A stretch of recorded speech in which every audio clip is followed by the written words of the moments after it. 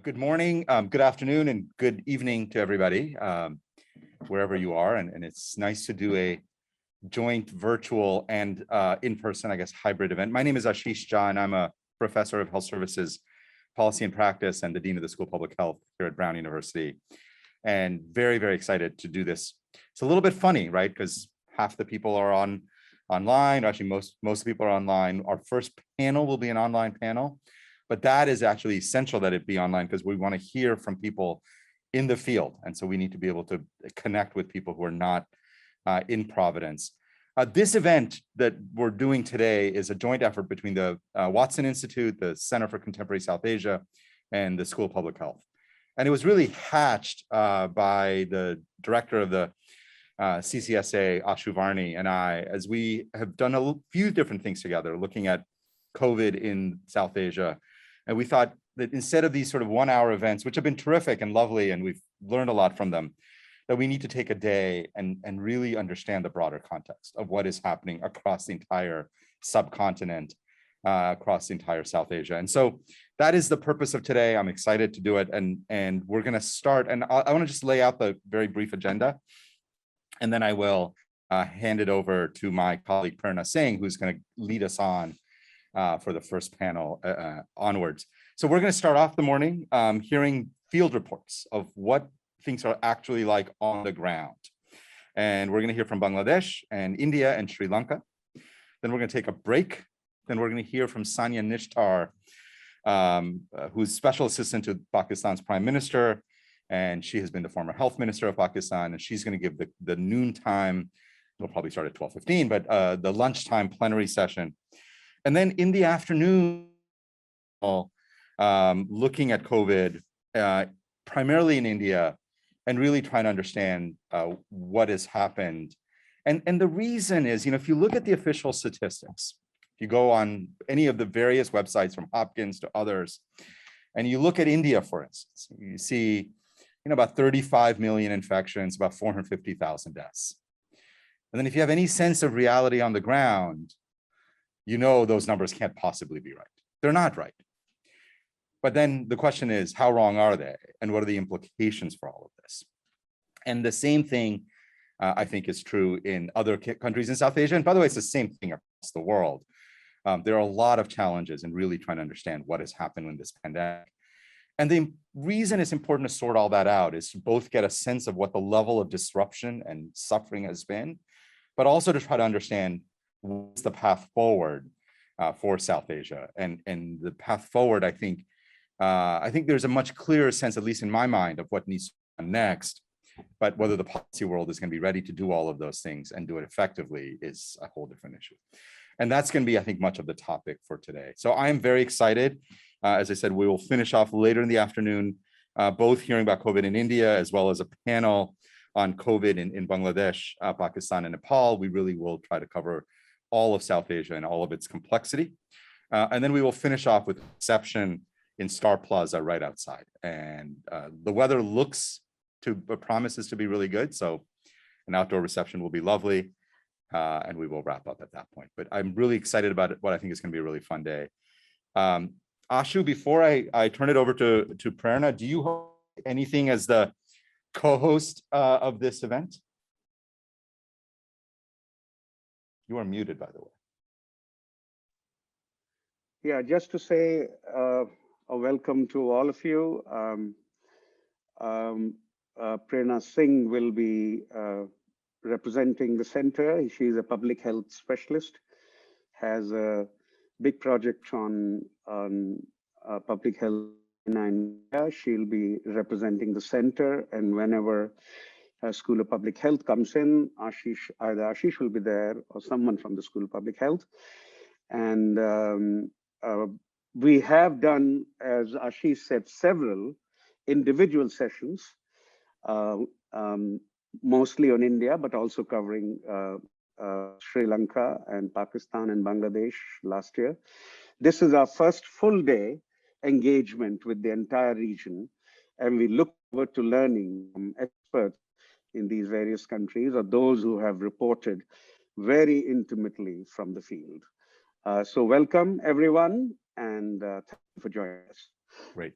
Thank you, Ashu. And so as we've alluded to, it's going to be a combination of stories on the ground, as well as data analysis models. So we can do both the big picture, what's actually happened, and then very much the reality that people have been living through over the last year. So let me quickly turn it now over to our guide for the first panel, and one of the co-hosts of this event, Prerna Singh. She's the Mahatma Gandhi Associate Professor of Political Science and at Watson, and as Ashu said, someone who's really been doing extraordinary work looking at public health issues. And by the way, did your secondary appointment at the School of Public Health ever go through? May I proudly say Prerna Singh's a professor at the School of Public Health. She does some other stuff at Watson, but anyway, I'm kidding. And is also a professor at the school, and really is one of those people who is quintessentially Brown. Her work crosses disciplines, and it is in that interdisciplinary space that her work is most insightful and important. And I could go on forever, but I will not, and turn it over to my colleague and friend Prerna Singh, to lead us on in the first session. Prerna.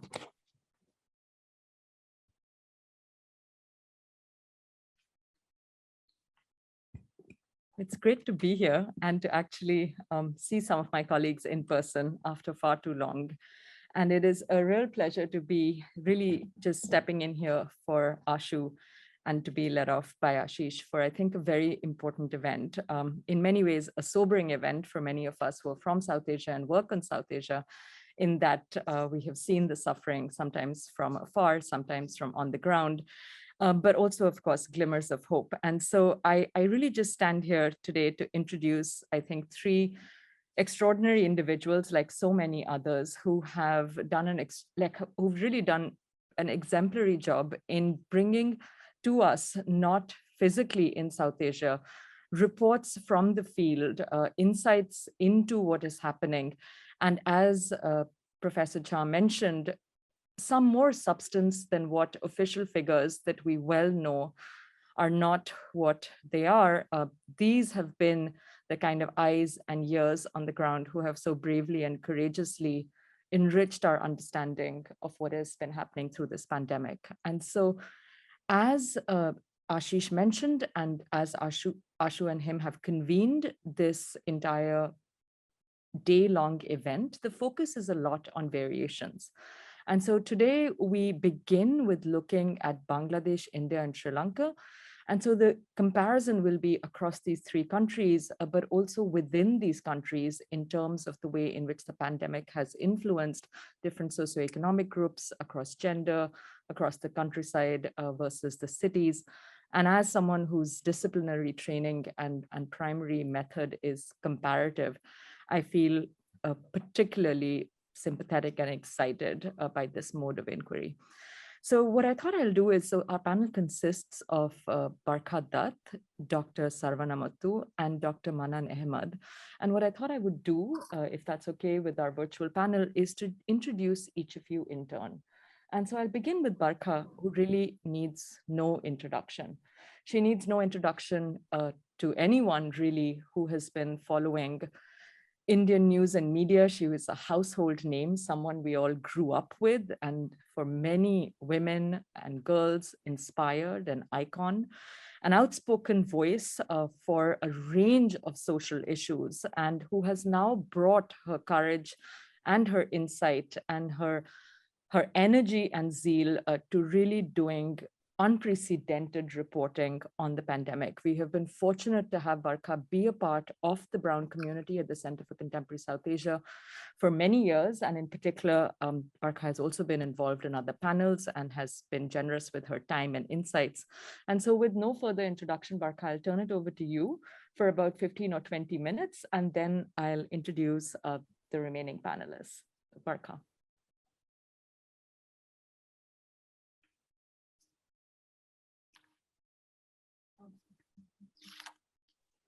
You're muted.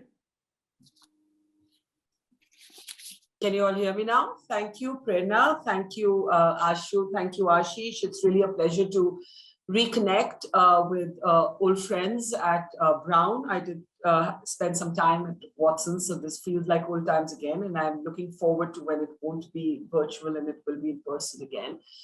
Thank you for having me and for that generous introduction. Just for the audience that may not be entirely familiar with me or what I've been up to for these past 16 months, basically reporting COVID has become pretty much my singular obsession as a journalist ever since the first wave erupted and hit India in 2020. And during the first national lockdown, which was the world's largest lockdown, we were the only country in the world to actually stop public transport as well. So there were no aeroplanes or buses or trains. And if you had to move around, you had to actually take a car and do it by road. There were no places to eat. There was no place to sleep. So in the first year, I traveled across 15 states of India by road. And in the second wave as well, and you will be seeing some of those images from what we saw in the second wave as well, I traveled extensively across India. So really what I want to talk about today are voices from the ground, voices that often get left behind in big media, voices that do not find a voice in our discourse when we make it all about data and we make it all about numbers. And the overarching focus of my conversation today, and I will describe these images one by one, so let's just hold on to them. I'll call for each picture and so you can have context to these pictures. The overall focus of my conversation today is to call out the biggest cliche that has defined this pandemic. I have been hearing it for nearly 2 years now. The virus is the great equalizer. When COVID first erupted its first wave, and then it's in its much more lethal second wave here in India, we were constantly told, oh, the virus doesn't recognize caste, class, religion, gender, region. You know, the virus is this thing that's almost unifying in its lethality, in the fear that it induces, in the way that it can hurt us, potentially kill us, and so on. My reporting over 16 months has taught me that nothing could be further from the truth. I don't know about the experiences of other countries, but I can say that the Indian experience tells you that every single one of our inequities, some that we are aware of, some that we are aware of and didn't want to look at, and some that we were barely aware of, each inequity has been exposed almost under a sort of X-ray glare, under such a harsh light that it has been almost impossible to look away. So if in the first wave, the tragedy, even more than how the pandemic was playing out, was the humanitarian crisis with millions of our migrant laborers, people who work in the cities but live in the villages, walking hundreds of kilometers on foot. And I walked with many of them for over 2 months. Many of them did not have food or water or money to get by. And you're seeing some of those images there. There were children walking barefoot. And, I can't begin to describe to you what it was like as an elite privileged Indian to report on these families of men and women carrying their children on their heads with their universe tied up into little bundles, not having anything more than a packet of biscuits or a bottle of water, and sometimes not even having that, walking, sometimes not making it back to their village, heart attacks on the way, babies delivered on the way. These were some of the tragedies that one took away. And I remember meeting a child when I was walking with these families, and I asked that child to talk about what was in her head, and she said to me, when I grow up, I've decided I'm not going to be poor. She said it in Hindi. She said, "Jab hum bade honge, to hum gareeb nahi honge." When I'm older, I refuse to be poor. This is happening to me because I'm poor.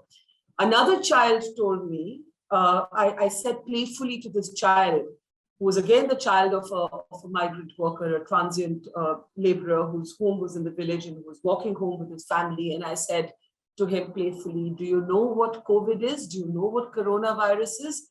And he said almost cheerfully, He said, yes, it means I don't get food. That's what COVID means. It means ghar mein khana nahi hai. There is no food at home. And that was my first introduction to the fact that the virus was anything but a great equalizer. In a slum in Mumbai, where women would go and work from this slum tenement into the high-rise buildings where the wealthy lived, I met a woman who worked as a domestic help in these sort of posh buildings. And she said to me that the virus was brought into the country by the rich on an aeroplane, and it's the poor who are on the streets walking. And again, it was an introduction to the fact that there was nothing equalizing, nothing about this pandemic. And perhaps we had always known this, but not wanted to confront it, especially those among us who have the privileges that we so take for granted.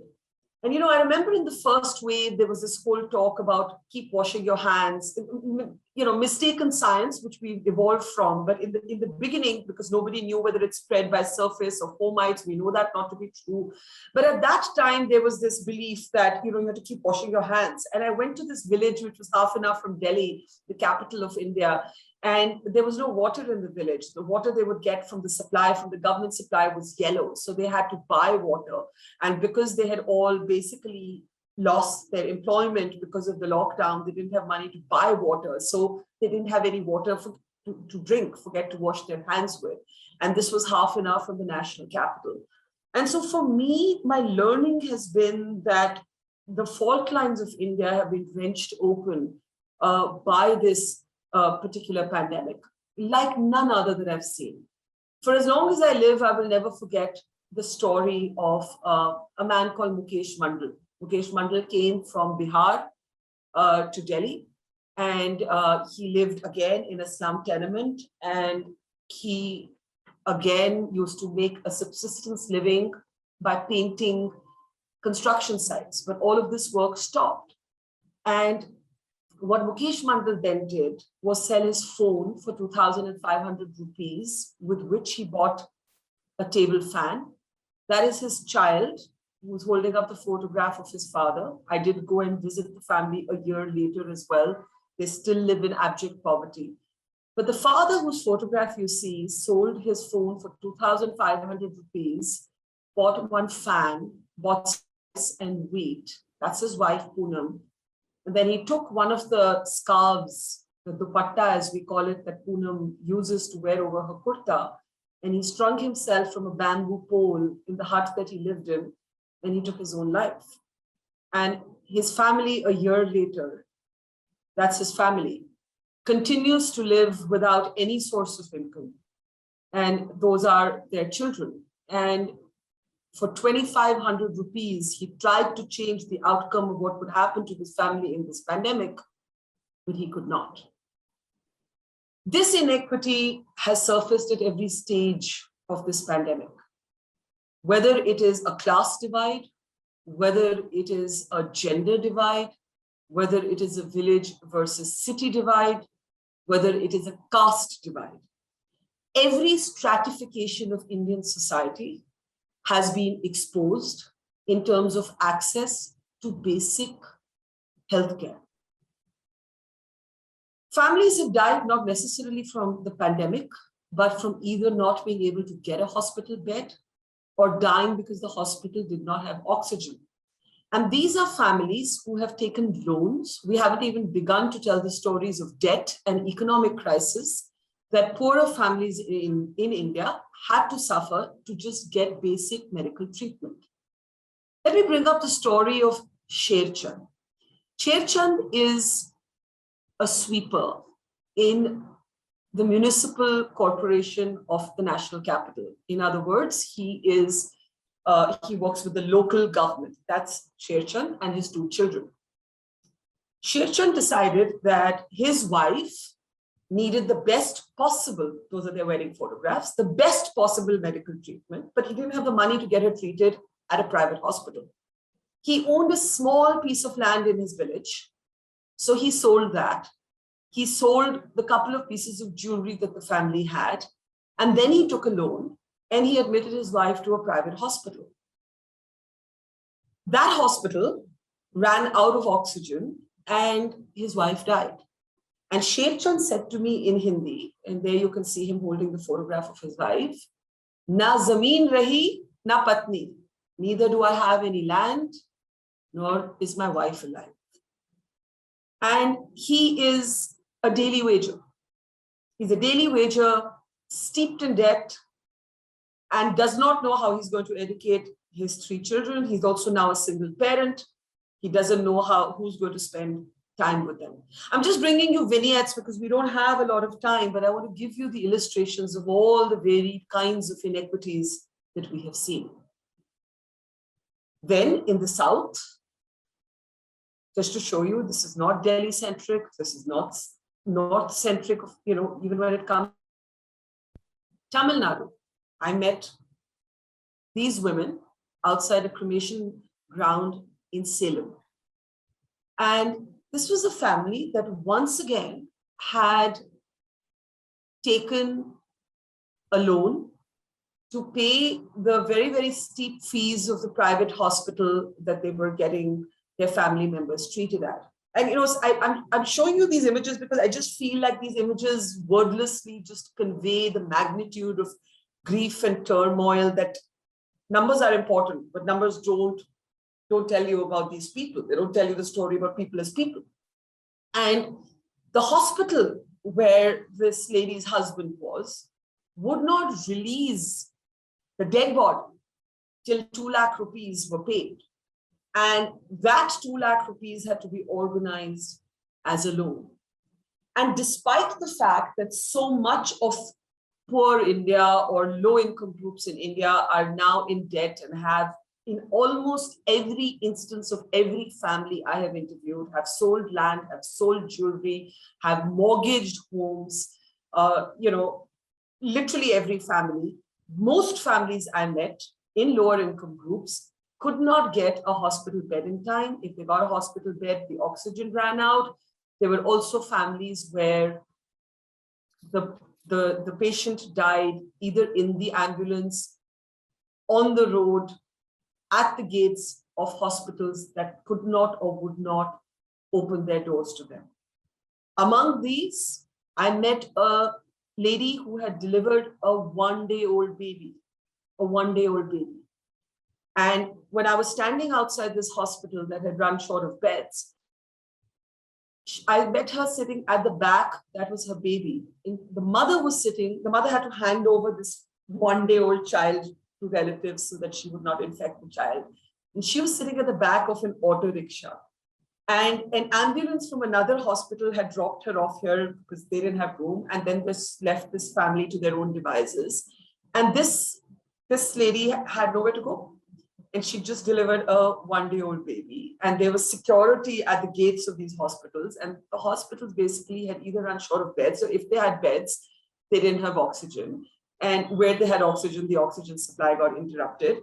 And where they were willing to give admission, there you can see, this is the mother with a 1-day-old child. She sat there like this on the road at the back of an auto rickshaw. She's a COVID positive patient, right?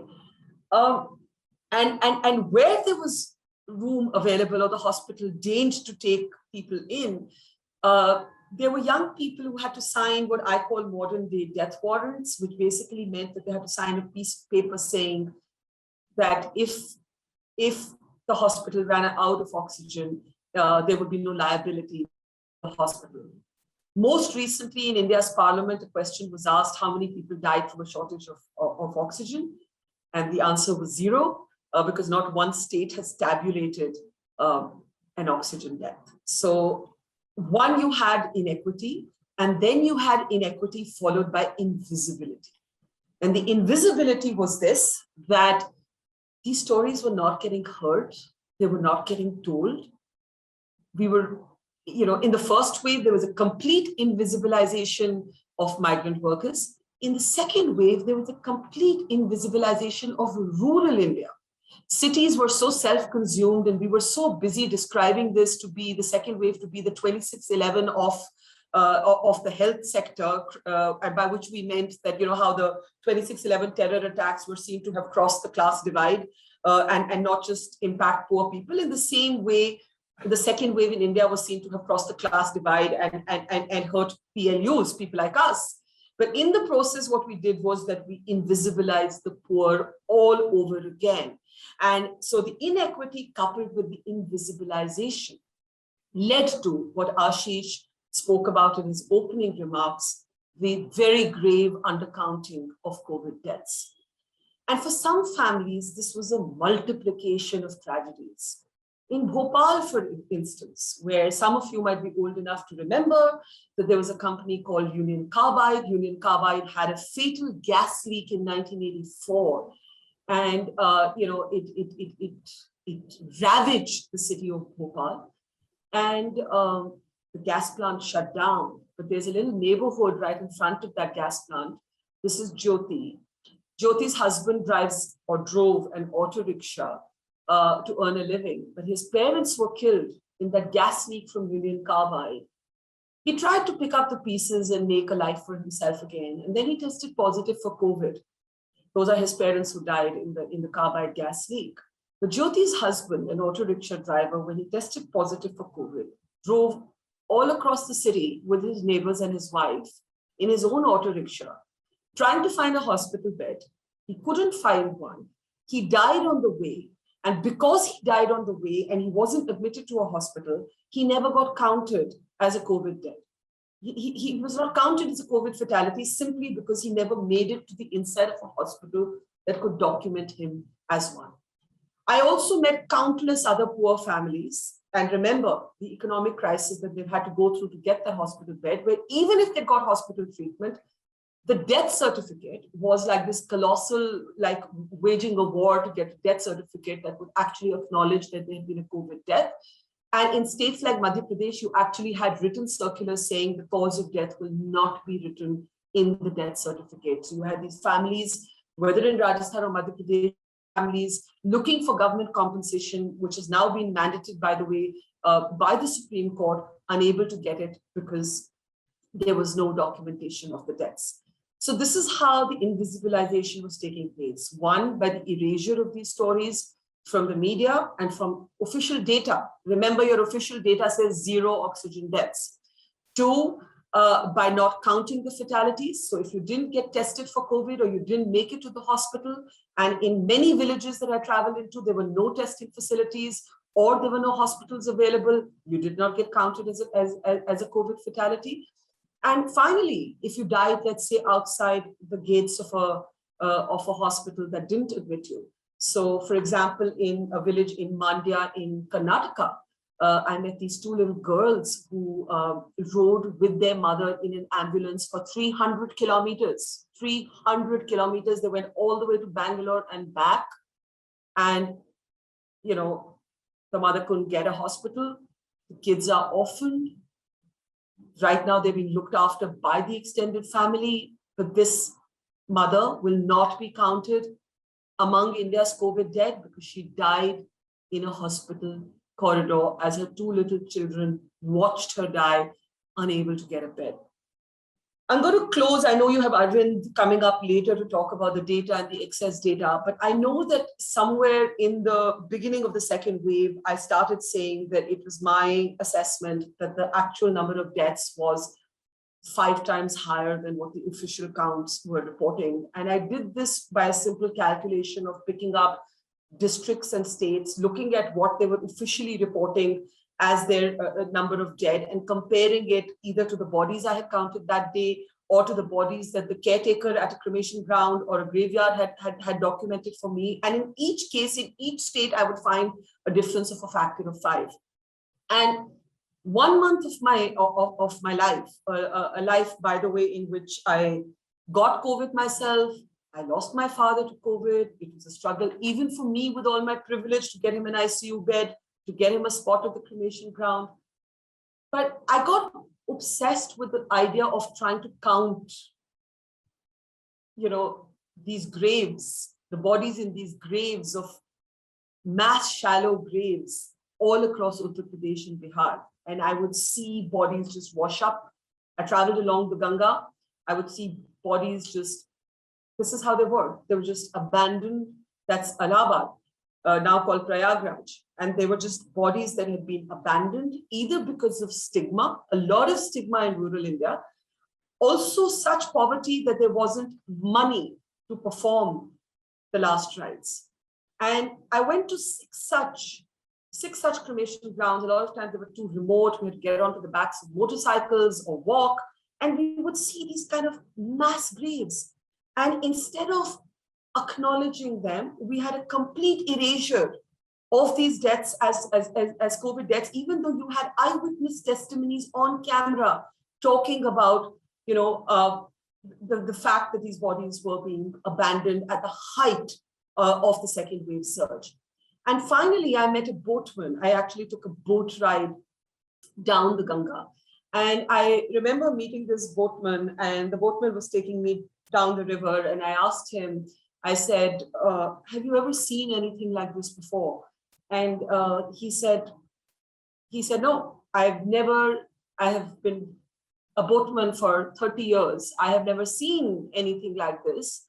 And I was so traumatized that I stopped taking my boats out. I just want to run away somewhere because I can't bear to count the number of bodies that I have seen. And yet these were completely, we've had data modelers looking at what's called excess mortality. And I won't go into that because you have the experts talking about it. To make some estimates, I know Arvind says 10 times higher. My own sense was 5 times higher than the actual numbers, but it doesn't begin to tell you the depth of inequity, the scale of invisibilization, and the forgotten villages of India, where we do not even begin to understand what's happening on the ground. In my opinion, an economic carnage is going to follow and is already following the physical, medical, mental, humanitarian crisis and catastrophe that we have seen. So if somebody tells me once more that the virus is a great equalizer, I don't even know that I would have the patience to argue it anymore, because the scale of it and the enormity of inequity that I have witnessed in these 16 months, I probably never have in my 25 years as a journalist. Thank you.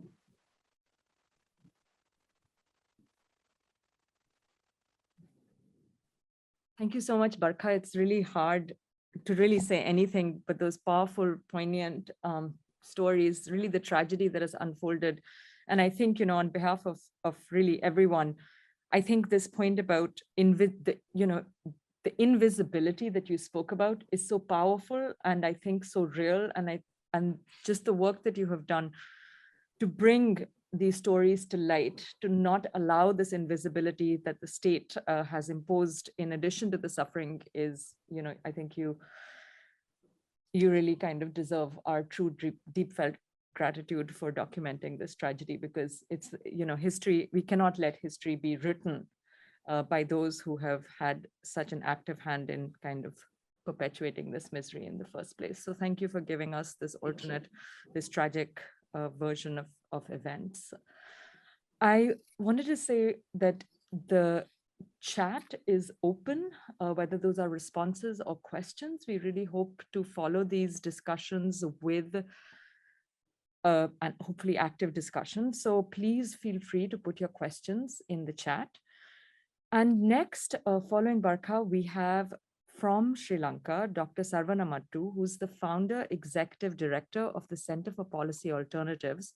He's a member of the Foreign Policy Advisory Group and the board of the Lakshman Kadir Gamar Institute for International and Strategic Studies.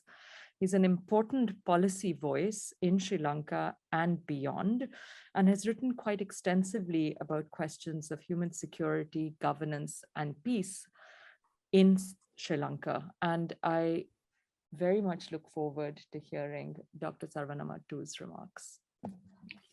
Thank you. And thank you very much, the organizers, and in particular to Ashu for asking me to share my thoughts with you with regard to the COVID pandemic and Sri Lanka at the present moment.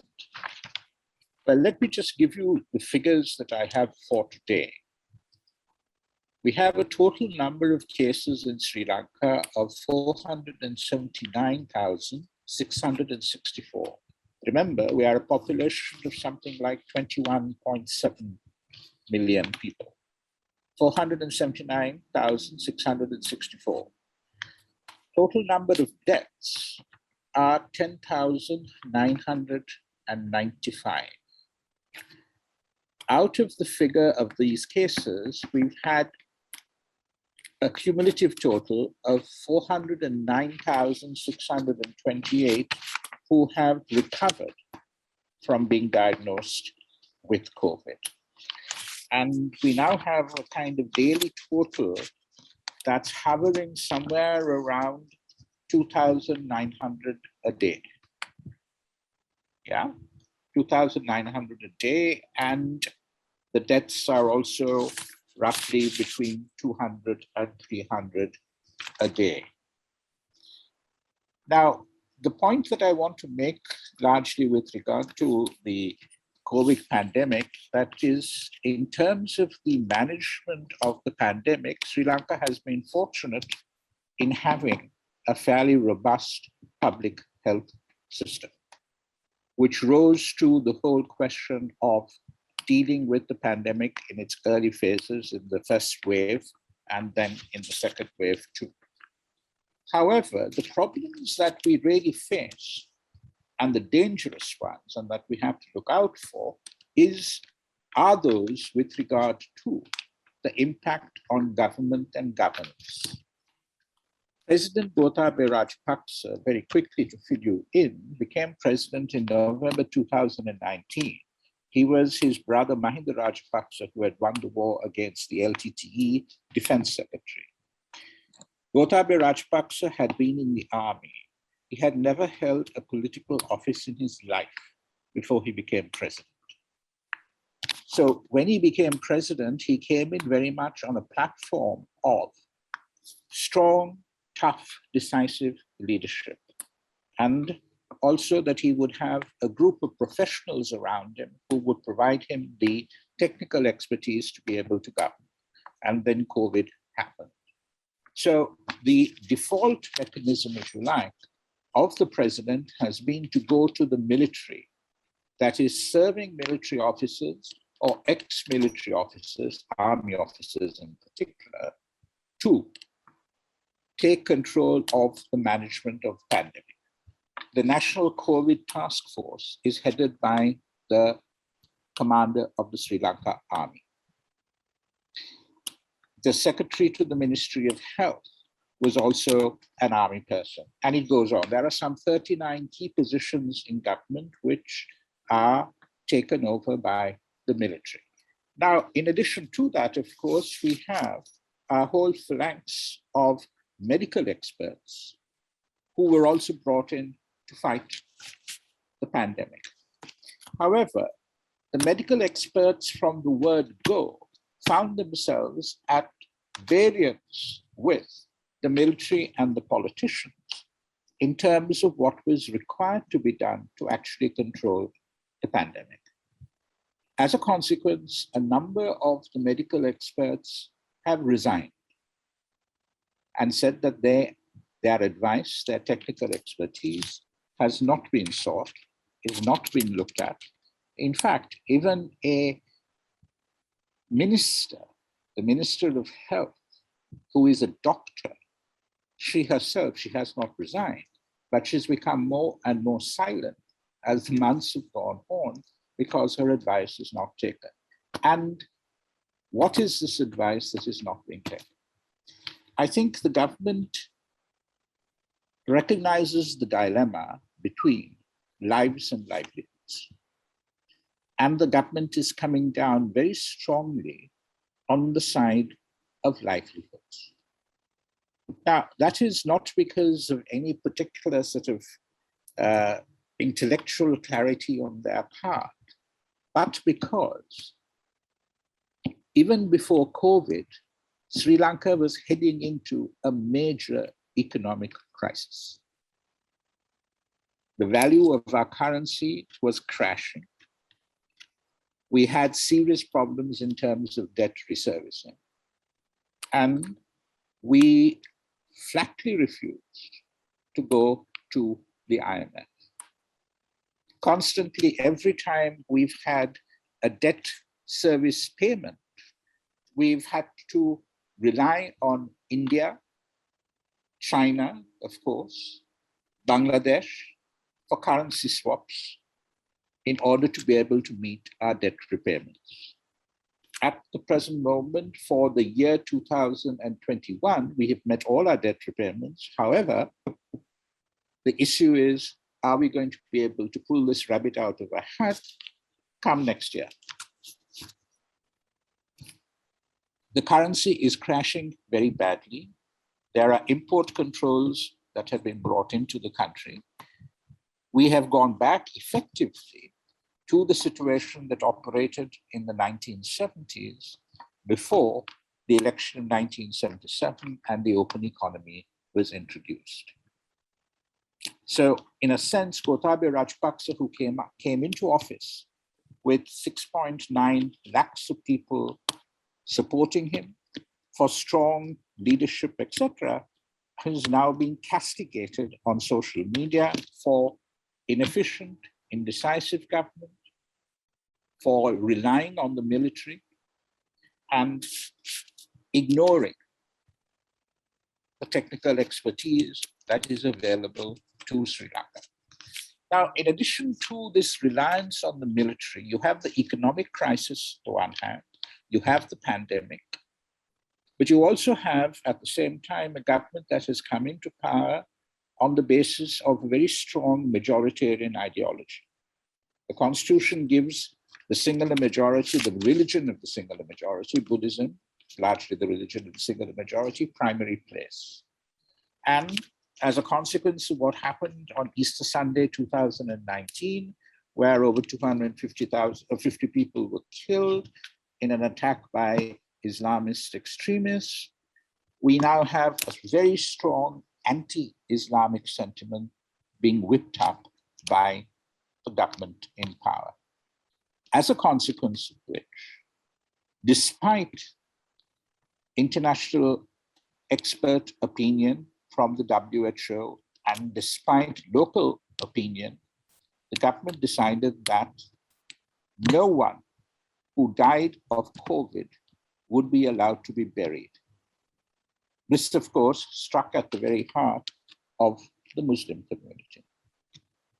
And this continued for a number of months until the Human Rights Council sessions in Geneva, which took place in February of this year, happened. Imran Khan, Pakistan, on whose good offices we were to rely on to support us in the event of adverse resolution, came, and when he came and he spoke about the issue, the ban was lifted. But we still continue to have a situation in which only one communal burial ground is allowed. There are other dimensions as well, and that is with regard to also the whole question of governance and the use of finance. As we all know, it's a sort of, an axiom of parliamentary democracy that parliament has control over finance.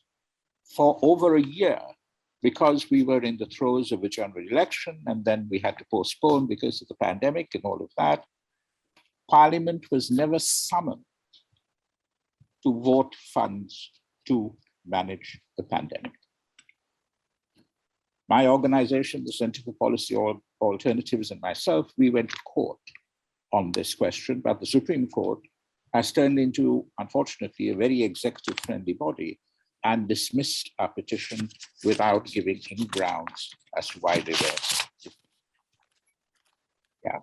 So we have a situation, therefore, in which the allowing of the military into government in such an important, pivotal way, and of course, the Rajapaksa government, where 5 members of that family are members of parliament and key ministers, begs the question of as to whether we will ever be able to get them out of our governance at all. We are a parliamentary democracy. We are an electoral democracy. Elections are due in 2 years.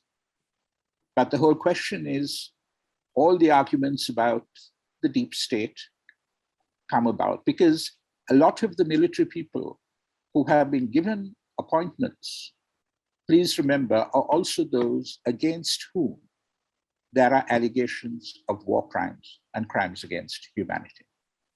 And at the last session in Geneva, there was set up in the office of the High Commissioner a special unit to look at the whole question of accountability with regard to all of these crimes. Now, as far as the management of the pandemic is concerned, of course, the government, whenever there is a religious festival, there is no question of lockdown. We are allowed to go ahead and function as if everything is normal. We had this with regard to Eid, we had this with regard to the Sinhala and Tamil New Year, and there were spikes thereafter. We now have a situation in which the government is talking about creating bubbles in which to bring tourists to the country. Expert opinion says that, look, this is going to spark off yet another wave, no doubt. So the inability of the government to resolve its economic problems and its reliance upon the military, its decision to ignore the expert advice that it has been given, and its continued reliance upon the singular majoritarian ideology makes it very minority unfriendly. And as far as COVID is concerned, uses COVID as an alibi to continue with this majoritarian program that it has embarked on, or it also believes that it was elected to do. So in that respect, whilst the pandemic, in terms of the suffering in comparison to other states in South Asia may not be as great, but taken within Sri Lanka itself, yes, the cost of living is tremendously high. As I said, the rupee is crashing. There are huge problems with regard to children going back to school, with farmers getting their produce to economic centers, being able to sell them, a whole lot of things like that. But I think at the end of the day, the pandemic will probably, in the long light of history, go down as the reason why our structure of governance was able to change so easily without anyone dissenting. And that's the last point that I want to end on. With regard to dissent, the government has come up with this argument that people who do go out and protest, they're protesting against, one is this port city commission that they're going to set up, where we have reclaimed land from the sea with Chinese assistance. And that's going to be effectively almost a state within a state, and the concerns there are with regard to money laundering. Then we have an emergency that has been declared in order to deal with the food shortages that might arise. With all of these things, we are heading, therefore, for a situation in which, if the worst is averted, the government will turn around and say, in 2009, we defeated the LTTE. In 2021 or 22, we defeated the pandemic. But it will have tremendous costs for liberal democracy and the simple principle upon which Sri Lanka has so far survived on, and that is the notion of unity in diversity. Thank you.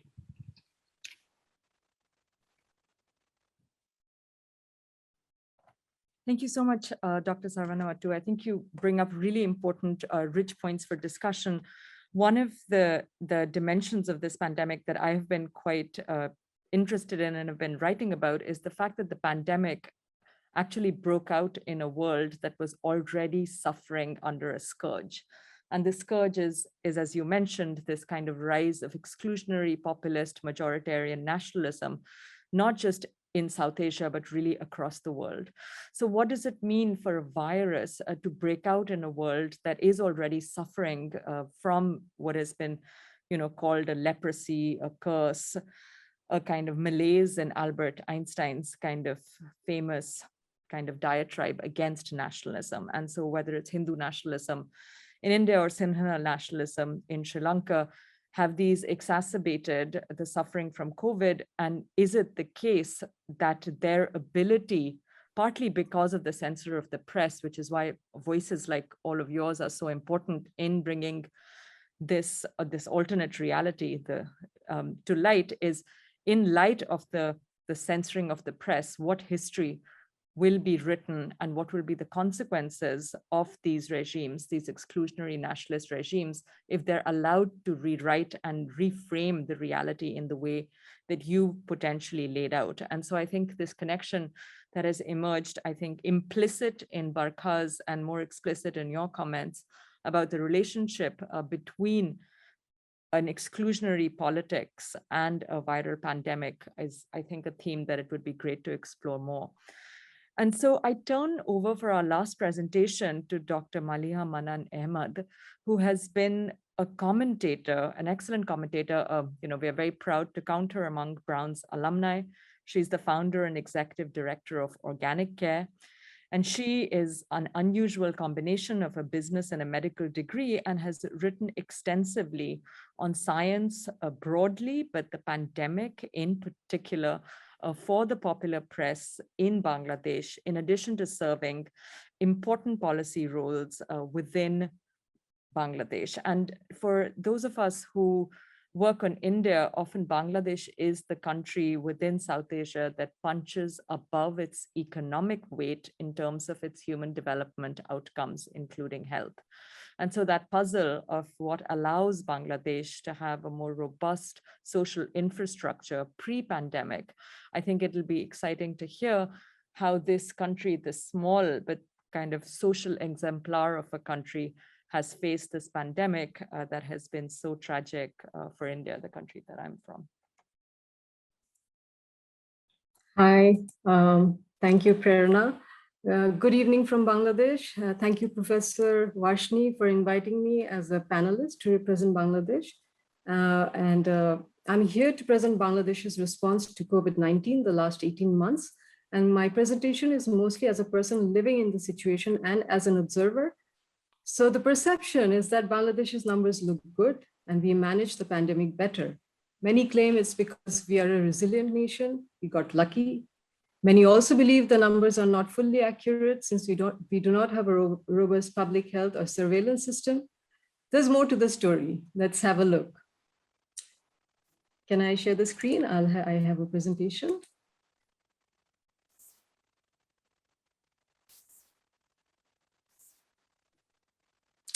So yeah, my topic is COVID-19 and the mysterious resilience of Bangladesh. Bangladesh has a population size of 169 million and 110,000 people. Our total number of COVID cases is over 1.5 million. Total recovered cases are over 96% of this number. We have a death of 26,794. So the death rate is 1.76%. And our total number of tests lies at 9 million, a little over 9 million. Government diagnostic centers are more and the private diagnostic centers are less. So what happened? Were we able to create awareness among people? Did we increase our testing capacity? Because we do not have a robust public health system. Were we able to enforce social distancing? Did we manage food security? Did we support other industries? So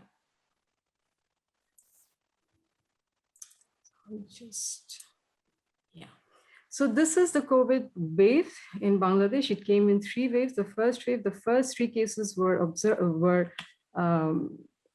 confirmed March 8, 2020. So from March till August, we had the first wave, and the average test positivity rate at that time was 23%, which was quite high.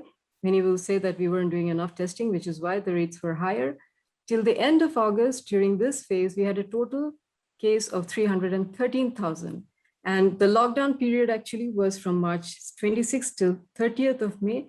And it was extended by every week. So we didn't, at a stretch, the government did not pose a lockdown like till May 30th. The second wave came much later this year in March, and it was due to the Beta variant, the South African variant. And the second lockdown was also imposed on 5th of April, and it extended till the 16th of June. 18% was the test positivity rate at that time, and the total number of cases just in April was 141,000. And the third lockdown came soon after the second wave, actually, and the third wave came soon after. This was mostly, of course, because of the Delta variant. And as Bangladesh is surrounded by India on 3 sides, 15 out of our 20 districts were badly affected, and the cases were going really high. The idea was to protect Dhaka, the capital, which is in the center of the country. So yes, the high infection rate, Delta caused a high infection rate. We had our test positivity peaked up to 31%. And in this period of from July till August, we had the highest number of confirmed cases, which was 65,000. Did we increase our testing capacity? Well, March 25th, 2020, we only had 5 centers for testing. Those are all in Dhaka. By September 2021, we had 800 diagnostic centers all over the country. 90% of the tests were RT-PCR. We also have the gene expert test and the rapid antigen test. RT-PCR tests are mostly done. We have more private centers than government facilities doing the RT-PCR, and the gene and the rapid antigen. Rapid antigen actually was introduced, given permission only last December in 2020. So most of the tests, the confirmed cases, are from the RT-PCR. And on an average, we have done 25,000 to 40,000 tests per day. Testing capacity, some claim is 55,000 a day. Hospitals, were we able to increase our capacity? Yes, we were. In April 20, we only had 9 government hospitals, all in Dhaka, dedicated to serve the COVID patients, and from all over the country. Come September 2020, we have 100 government and 29 private hospitals. 54% of all cases and 43% of all deaths are reported in Dhaka. And 44% of all our hospitals are also in Dhaka, because Dhaka is the most packed city in the entire country. Next, and after that is Chittagong, which is down there. And general beds and ICU as well. The bed facilities in June, we only had 381 ICU beds, and out of which these were the best dedicated for COVID. 218 were in the government hospitals. Only 69 of them were functional. And in September this year, we have almost 17,000 general beds for COVID, 1,321 ICU beds allocated for COVID patients, and 856 HDU beds allocated for COVID patients. The death statistics, 65% of our total deaths are accounted in, males account for 65% of our total deaths and females 35%. But recently I have seen the statistics that this gap is closing. More and more women are being affected. More and more women are dying from COVID, as opposed to what it was even a year ago. Age-wise death ratio, we have seen more deaths among the 61 to 70-year-olds, and next to it is the 51 to 60-year-olds. More deaths have happened in the government hospitals than in the private hospitals. One reason might be because in Bangladesh, the health is an out-of-pocket expense. We do not have health insurance, and there is a general inertia to come to the private hospitals, because the private hospital, any COVID treatment is very expensive. Even in general bed, the cost is almost $440 a day. and the ICU beds costs it around $810 per day. So there is a general perception to avoid coming to the private hospitals, and people only tend to come to the hospitals when they actually need it. I mean, it's the case everywhere, but generally this is how it is in Bangladesh. So the numbers, it may not seem accurate. The death numbers may seem too low, but in Bangladesh, deaths are actually registered, it's recorded, and we have seen the historical data. Between 2019, 2020, and even 2021, the death rate has remained similar. It was 5.54 out of 1,000 people. In 2020, it remained 5.54. We will see the outcome by the end of this year. And this might also be because a lot of people, of course, died of COVID-like symptoms, but a lot of people were also not going to hospitals to treat their non-communicable diseases, chronic diseases, and for many other things people were avoiding. So maybe that is one of the reasons as well of low number, the same number. Vaccine app update, Bangladesh government only approved vaccines that were authorized by the FDA, WHO, and EU for emergency use authorization. 7 vaccines were approved for use in Bangladesh. The government has decided, of course, to vaccinate all the citizens for free. The target population, the number lies at almost 118 million people need to be vaccinated, which is 80% of the population above 18. So we will need 236 million vaccine doses. First dose administered till date has been 17% against the target. Fully vaccinated, we have almost 11% people fully vaccinated against COVID as of today. And currently we are vaccinating 300,000 people a day. The vaccination program began in February. The citizens registered through an app, Shurakha app. We register, we get, and we choose the hospital. Text is sent to us, which gives us the date when to go to that hospital for our vaccination. During the second wave, mass vaccination was arranged for 6 days. The third wave, during the hard lockdown, because of the numbers going up rapidly, mass vaccination was arranged, and in those 6 days, over 50 million people were inoculated. Those same people are now at this very moment are being given their second dose. We have the capacity. The government hopes to inoculate 80 million people by February if vaccines are made available, and it is possible. If we do some mass vaccination, a combined effort of mass and the Shurakha, it is possible, because also we have a very successful expanded program of immunization for the last 4 decades.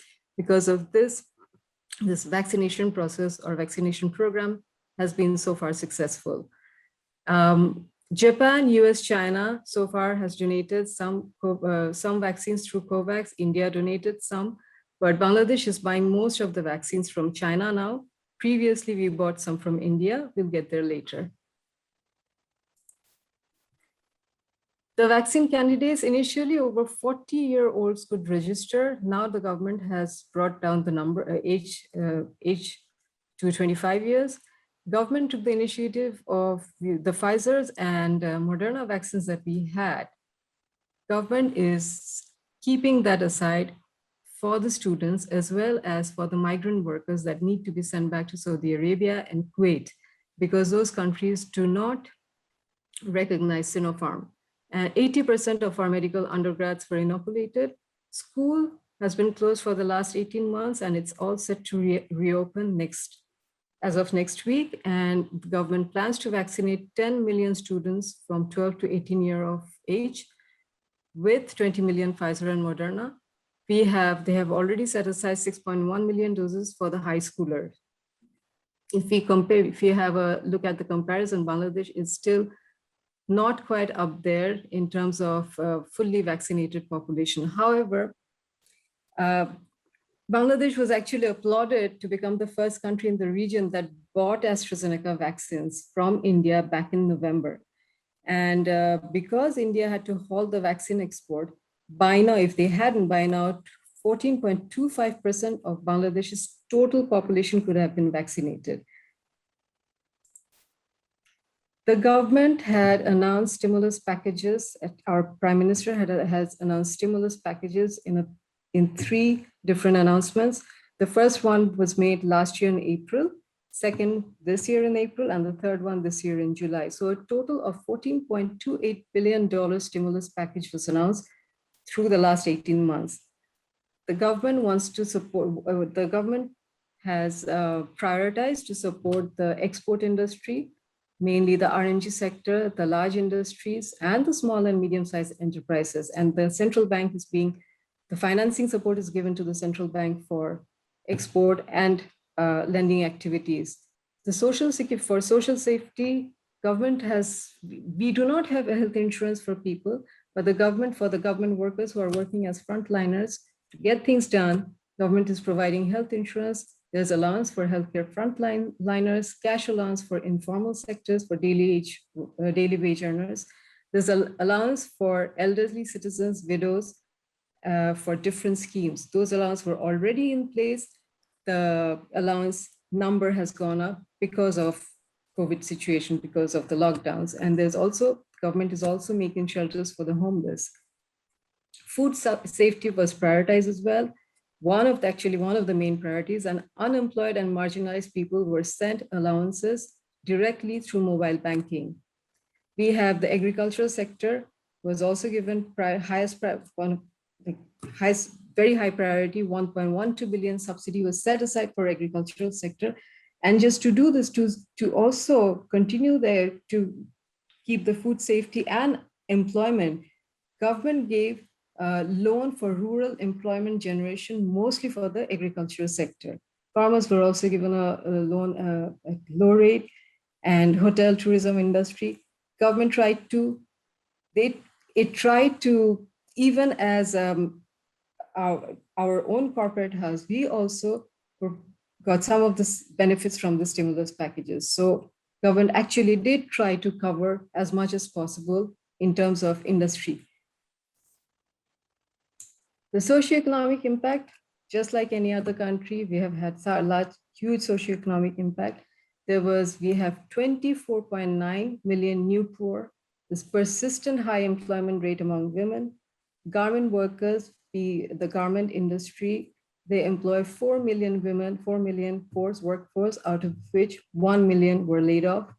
Domestic violence, 30% of women claim that they had to face domestic violence during the time of pandemic for the first time. Child marriage, this is a very serious concern. Whatever gains we made in the last decade, there's a threat that it is all going downhill.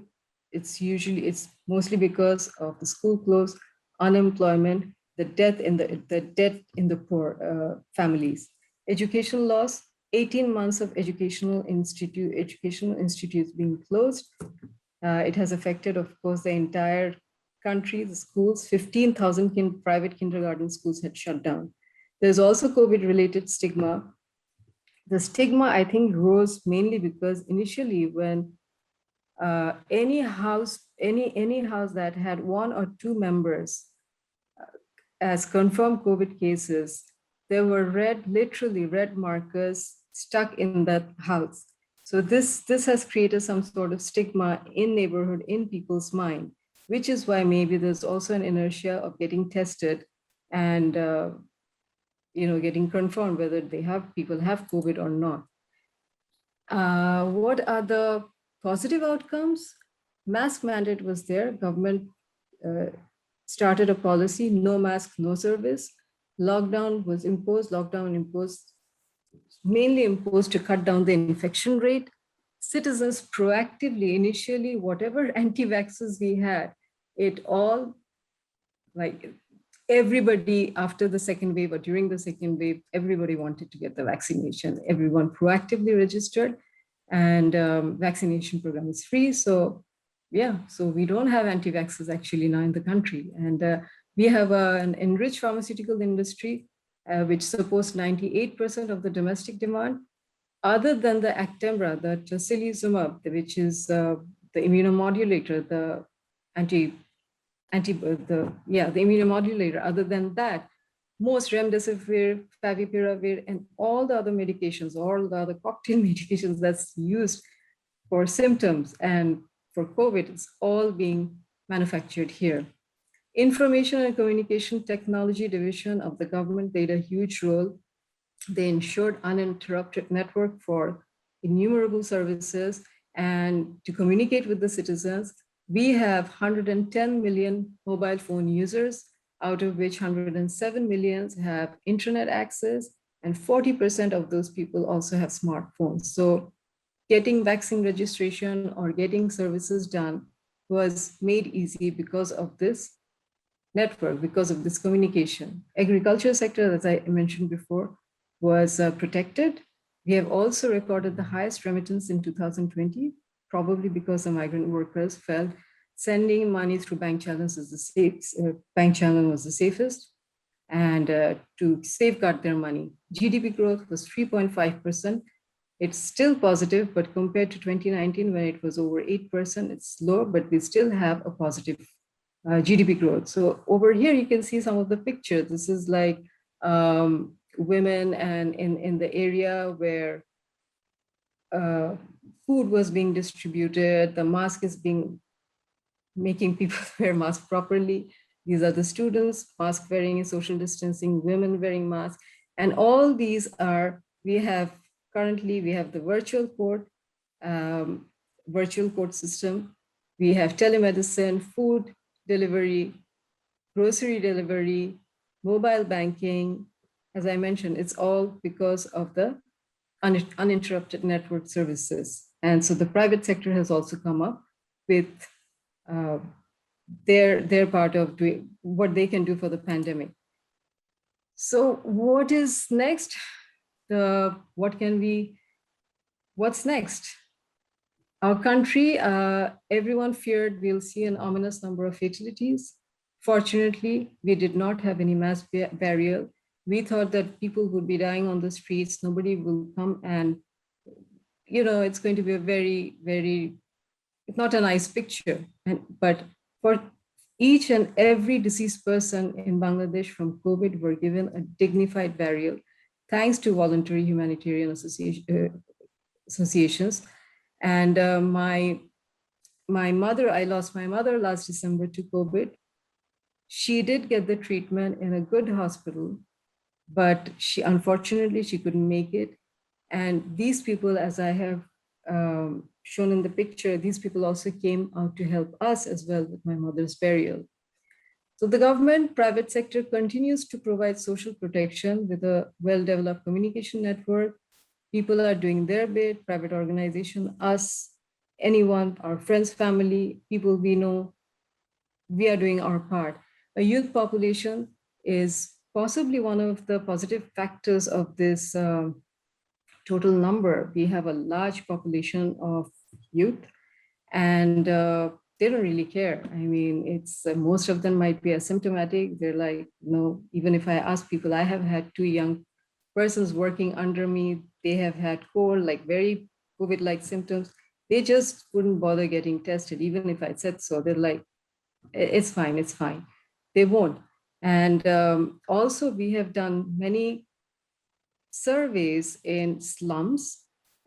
One survey showed that 70% of slum dwellers in a particular slum, it's a survey of 3,223 people, I think, in the slum dwellers, and 70% showed seropositivity. So they have had COVID. So we are unsure of how many asymptomatic cases were out there. Will this last? How can we endure this continuous economic loss? I mean, we don't have the lockdown now, but the pandemic shows us, I remember reading somewhere, that it's going to create more waves till it peters out. So do we have the bandwidth to continue this kind of lockdowns in future? We don't know. A report showed recently, a few weeks ago, that 15.1 million doses of vaccine got wasted in the US. One reason being a shortage of recipients. Bangladesh still needs another almost 155 million vaccines. Other than the 60 million promised by COVAX, most of it is being bought by the Bangladesh government and our Prime Minister. We had to take the Chinese vaccine Sinopharm because she claims that only they're the only vaccine manufacturers that responded to our call. We would urge a further study in the US, Europe, and Israel just to enlighten us with more accurate data about the deaths, hospitalization among the breakthrough cases compared to the unvaccinated population. Is booster necessary before the whole world is vaccinated? We must do our part. Everyone must do their part to reduce the vaccine inequity. Pandemic in one place has taught us it's a pandemic everywhere. And we need cooperation from the Western world, the developed nations. Otherwise, we may continue to see new variants emerging. Thank you.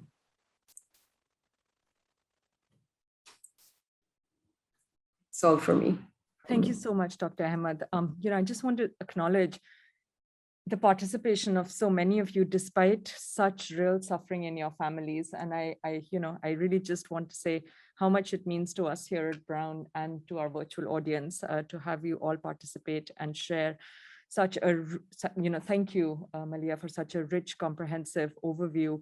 And I'm really sorry to hear both of Barkha and you and of so many other people within our community who have suffered and lost families. So we are now open for the Q&A. Before we began, and I encourage those of you who are joining us virtually to please submit your questions in the chat. And before we opened it up to discussion, both by our participants here as well as people virtually, I just thought I would bring up two themes as a comparative political scientist that struck me in the course of your presentations.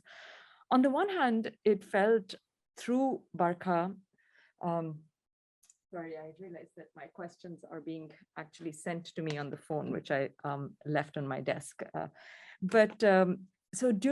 So from Barkha's and Dr. Sarvanamatu's presentations, there seems to be a theme of how politics, the role of regimes, a particular kind of state, a populist, a majoritarian, an exclusionary nationalist state, has made the suffering from COVID-19 much worse.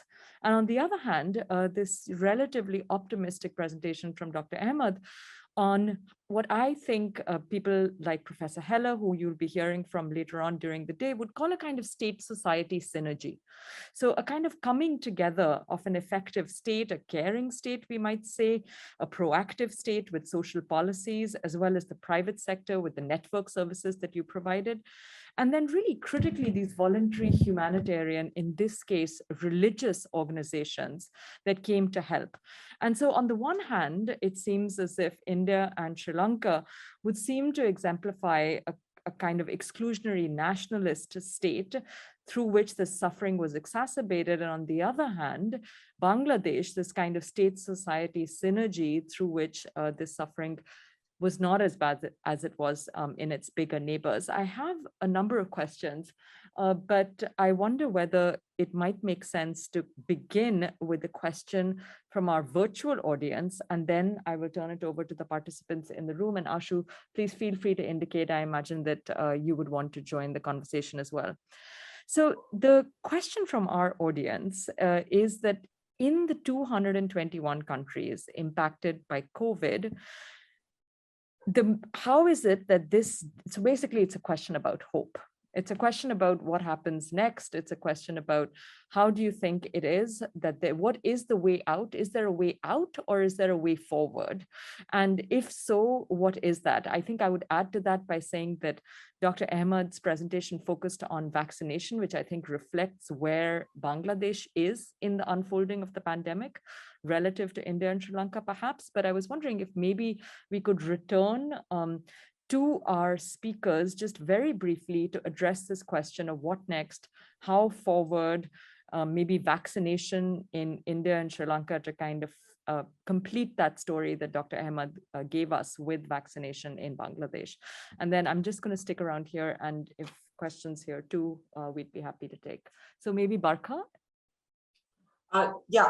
Thanks, Prerna. I just wanted to actually address the larger point about hope and also the nature of the state. I actually think it depends on how you, which dimension of the pandemic you look at. So, for example, if I had chosen to focus on civil society initiatives, I would have had many stories of hope, including interreligious community buildings, Muslim groups cremating sort of Hindu babies and vice versa. Housing societies in Gujarat that started a movement called Panch Roti Aur, which means 5 rotis more, just cooking 5 more what we call chapatis or breads in their kitchens every day for migrant workers. And so there are many stories of hope like that. I would even argue that after the initial very grave flubbing by the government in not procuring enough vaccines, where India's vaccination program stand right now, speaks to the historic experience of India in terms of mass immunization. So I think it's kind of complex to locate the pandemic within the binaries of hope and despair. I think both have been true in phases, and I think there is also a structural issue in how power, access, the nature of the state. Sometimes it isn't so much whether it's a majoritarian state or an exclusionary state, it's just an absent state. Like for me, the overwhelming thing that I took away in the peak of the first wave and the second wave was not the nature of the state, but the missing state. And that's really what I felt like. I just felt like so many people just felt alone. They didn't feel that there was that sort of benign cover over them, right? They felt like orphans of the state. So I think my own impression is, there's a lot to say about, exclusionary politics, exclusionary media, exclusions of class and those who live on the margins. But the overwhelming feeling that I have is about the missing state. Where does hope come from? Hope comes from the fact that 2 things from people. And 2, that we are doing much, much better, quite stupendously actually at vaccinations now. And so in tactile terms, that gives me some hope. In emotional terms, just the way people rallied around each other, helped each other out, in an otherwise extremely polarized and often divided environment gives me hope. What we might do is, I just realized, I just looked at the time, is maybe before I turn the floor over again to Dr. Sarvanamatu and to Dr. Ahmed, is to actually ask anyone here in the audience if they had a question, people who are physically present. And then also I have another couple of questions that I thought I would just collect. And then if it's okay, turn us over back to the panelists.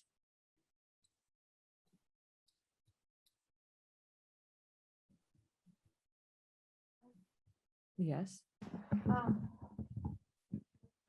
China's Belt and Road Initiative, which is an ambitious strategic initiative.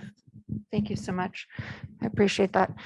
My question is pertaining to China's Belt and Road Initiative. And are there any studies that are being done presently in terms of vaccine donations and vaccine supply? Because both Sri Lanka as well as India lie within the framework of the Belt and Road Initiative. So the more reliant a country has to become to China could, in fact, serve as an ulterior, I don't know if I'm framing this correctly, but what is the strategic, is it being looked at between the supply, the amount of supply of vaccinations in correlation to the geography and terrain upon the China's Belt and Road Initiative and its hopes to acquire acreage of land? Because I believe that just recently 660 acres within Sri Lanka were acquired by China. And so I just am curious about this question and in terms of being seen through the lens of the China Belt and Road Initiative. Thank you. Great. I'm going to read out here. Sorry, Ashu, did you want to come in? Sorry, was that No, I you? just wanted to say that China has been a very big player in recent years, both in Bangladesh and Sri Lanka. Not certainly in India. India's story is very different. There's been clashes, etc. Can both Sarah and Maliha say something about China's role during the pandemic? That's great. So in addition to that question about the role of China, we have a set of questions here articulated perhaps best by Papia Sen Gupta from JNU, who writes in to ask to what extent the pandemic has aggravated and equipped the state to increase its stranglehold on citizens' lives with their narratives and the militarization in particular in Sri Lanka. And a related question, is there a possibility that the pandemic may generate an opposition against the state in India and Sri Lanka? And continuing in that vein, a final question, which again returns to this theme of hope, which is how to leverage this crisis into real and lasting improvements in public health. So with these questions, perhaps I'll turn over to Dr. Sarvana Mattu, followed by Dr. Ahmed, and then Barka, if you had any kind of last thoughts to add to these set of questions. So Dr. Sarvana Mattu? Yes, I mean, with regard to the theme that you've identified of hope, as I said before, we've had 10,211,537,000 vaccines, fully vaccinated, both doses. And the target of the government was to have vaccinated 11 million people by the end of September. So we are approaching our target. We get vaccines from China, Sinopharm, we get Covishield, we've got AstraZeneca, we've got Pfizer, we've got Johnson, we've got Sputnik, we've got the whole gamut of vaccines available. I think in the Sri Lankan context, what's going to happen unless there is a very sudden spike in the number of cases on account of the Delta variant, I think the Sri Lankan case, we're going to be totally preoccupied with the economic crisis. The economic crisis, which has the central bank, issuing billions and billions of rupees every week, where we don't have the remittances anymore from the Middle East, from our migrant labor, where the garment industry the money is just sort of trickling in, as it were, and of course, tourism is quite dead.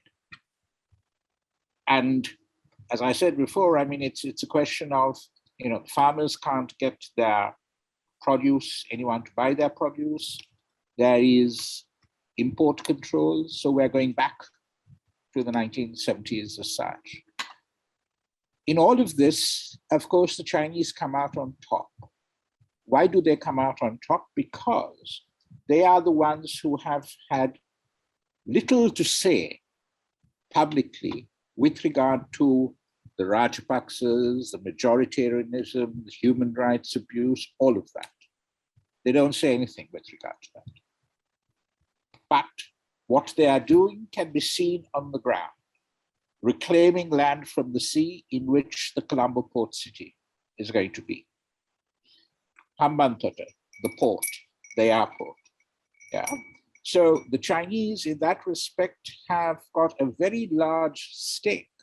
And as we know, they have ownership of it because we couldn't pay them back. So we traded debt for equity, as it were. And they are here to stay and stay in a very major way for some time. And I've always maintained that the Sri Lankan, India is here to stay, China is here to stay. Sri Lanka has created itself into a kind of site of competition. It's not going to be conflict, but competition between these two powers. And I've always maintained that what we need to do is to come out with a rules-based competition, a regime of rules-based competition between these two major powers, so that the tension will be dissipated from these relationships. But China is very much here to stay. And as far as the general population's attitude, public attitudes are concerned, towards India, it has always been a love-hate relationship. And sometimes more hate than love. Towards China, there's always been a variance. The Chinese come with their own laborers. They come and build. They keep to themselves.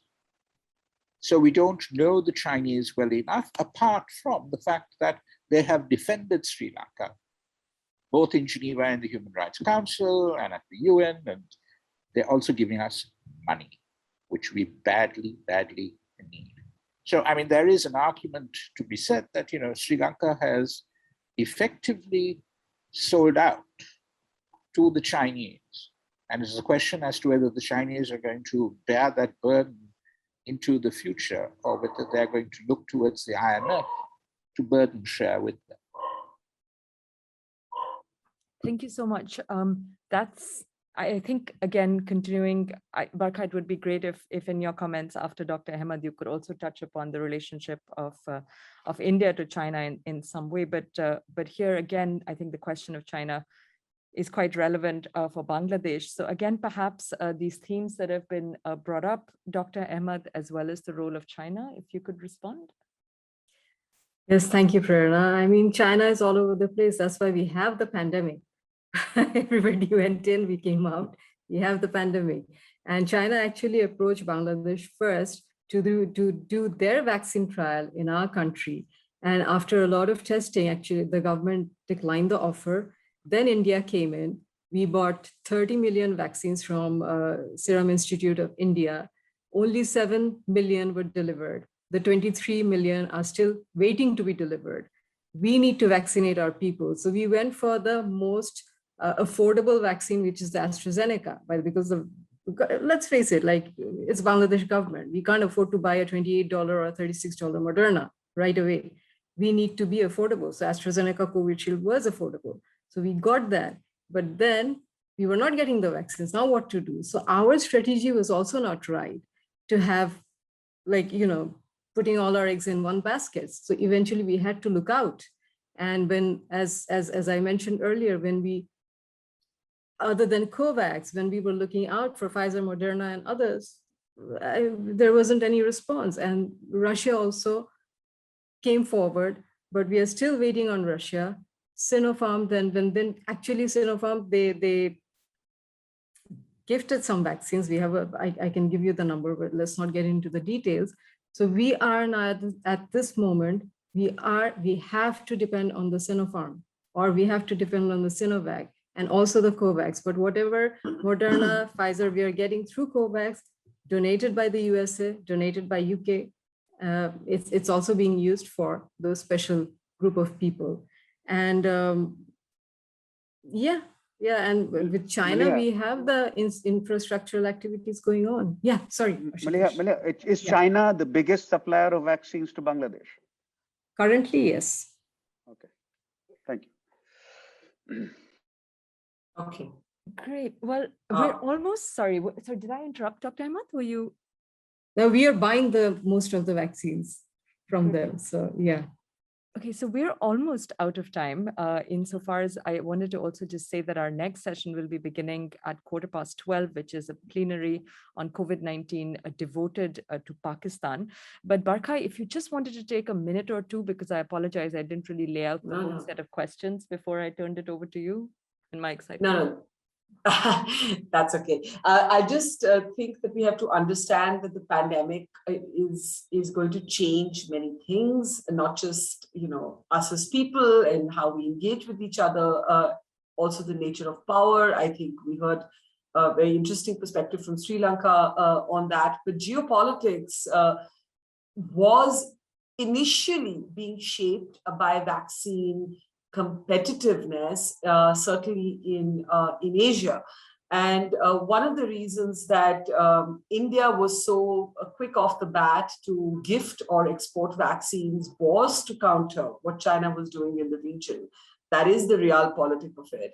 And I have to say that initially, before we knew the enormity of the second wave, I was among those who actually thought it was a good idea. It made me feel proud as an Indian to see plane loads of vaccines going to smaller countries in the neighborhood. Till, of course, we realized that there had not been enough procured and obtained for our own people. And so, we had to step out as a state from that chessboard, if you will, of Asia, on which vaccines and ascension of influence were inextricably linked. However, I must remind everybody here that since then, the takeover in Afghanistan by the Taliban has in any case obliterated the vaccines as an instrument of influence. And China, initially with its vaccines, which India was trying to counter, and now with its $31 million investment in Afghanistan, aided by Pakistan, which has deep leverage over the Taliban, has completely changed the geopolitics of this region. And I know it looks like I'm veering off topic, but I'm not. I'm trying to answer the One Belt, One Road initiative, along with the vaccine nationalism, along with vaccines as an instrument of influence. And so basically, you're looking at an extremely China-dominant region right now. And, I think India initially tried to counter it using vaccines till we just realized that we needed to look after our own people first. And now the neighborhood dynamics have in any case toppled, as it were, the apple cart. But there isn't enough time to say much more, so I will leave it there. And thank you all for listening. Thank you. No, thank you really to all three of you. Thank you to our virtual audience.